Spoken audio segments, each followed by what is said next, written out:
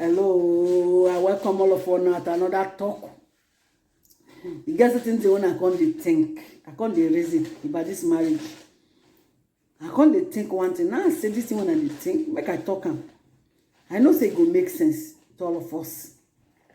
Before I start, don't fail to like, subscribe, share, and comment.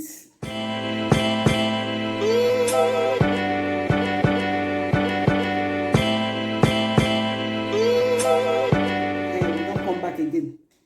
These things when we talk, it be like say, you know, follow, but we don't know say not they follow. All of us they do this mistake. We go say, dress well, make your husband for see you. This one I will say, dress well, make your husband for see you. And they dress well, make my husband not go, so that he not go see another woman for outside. One day I sit down, they think this, I say this will not be true. That is because your husband not go see person, another person outside. You go dress, you go paint, you go do this, you go do that. Instead of when you go they talk, say, make we dey pray every time, so that God go put hand for our marriage. And we go they talk, say, make we dress. If not this dressing are true, why it be so those people when get money when they dress, they change with one, they make up, they change makeup. Why be saying that their marriage not even worse pass? If not true, say that is not true. I come look and say this is not be true. When you want to look good for yourself. Dress well. Even if you don't look old. Dress well for yourself.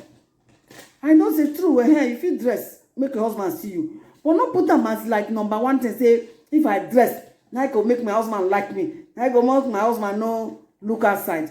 That will not be true. The main important thing is God. Invite God into your marriage. At least you are sure of that one. You are guaranteed that when God's hand is in your marriage, everything is okay. Foundation of a bungalow, you know if you use them for upstairs too, not be the same. You go collapse so if you want to use them for upstairs. You see, that's why you need to invite God into your marriage. Because this one they talk say, because if you watch them, people when dress well, they're full. It's for marriages when you see the way they dress self, you enter where you see where they make up self, you self go cheap. And upon all, look their husband, the kind of people when they carry for outside. They not compare with their woman when they inside house. Their woman, you go see some men, their wife, they beautiful, very neat. But when they go outside, they will carry person you know go expect. If not dressing, why they be like that? Polygamy. They write down for their head. These men, I'm sorry to say it, they write down for their forehead. It be like design. They take and design them. The cost will not know. So, not be painting will make your husband no look outside. You see, so not be that one at all. You don't come out. Okay, if not so, why be say mad woman they carry belly? Why be say side they carry belly? Because you get one side when they ask one day, I said for one this thing like that. I see and whether they interview him. Who give am belle? How be man give am that belle? If you even see the girl self, you say one vomit. Because you know what am. But then give am belle. So if na say because of all those things, now he make, not be him, not be all those ones. I want me we really do focus well. We will not take this in deceive ourselves. Say if you dress well, now you go make your husband no go outside. Not be so. If you want really know what thing they talk, if you they go out with your husband, you they go outside. Watch it very well. Once the woman just pass, hey, go see the way when the man go look am as if he never see woman before. So you know say you get as a be. Even when you don't pass, go see the taste style they watch. You say try am, watch am. You go know wetin they talk. Even when the man don't pass, go see the taste style they watch am. You see am. That's why I look this in. I say make I talk am because not because of that one, not be so. If not. No. I don't agree that one. I don't agree. One thing again, when we talk about respect, men like respect. You see, if you really want your husband to really mellow for you, give him respect. No matter how small that man be. No matter how, you know, say some men go small, but not look that age, not look that height. They do what you want to. Respect them. You see, because even some they talk say love making too, they make husband they stay for house. Na lie. that one not be true. As I tell you, like about this mad women, if not true, say love making they hold them. If not they see who they give all those mad women outside, who they give them belle. If not they happen, so not be so.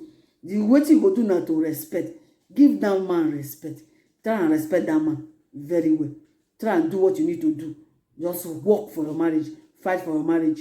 You understand? Because it takes hard work, commitment, and love, even respect for marriage to work.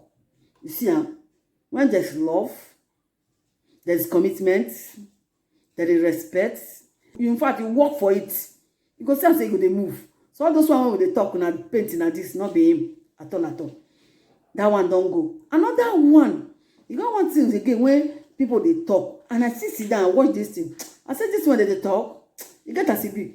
If they want talk something, they want talk now. They go talk. They focus only women to talk. Not be only women they talk. Men self they talk. You get some men when they talk.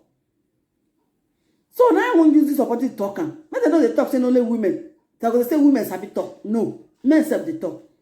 When they want talk, if you, husband and wife, your wife is the kind of person where they talk too much, let them talk. If God they come now, they talk. You know, to answer them. Shebi go stop. You don't go talk again. Yes. And the woman self, you get husband, be say, now talk past you. Now he be woman for house now. If they talk, you let them talk for 100 hours. You know, pull mouth. When you talk, you don't see who pull mouth for in talk. Shebi go stop. You go stop. Not as the matter they go, before you know, the matter go just quench like that.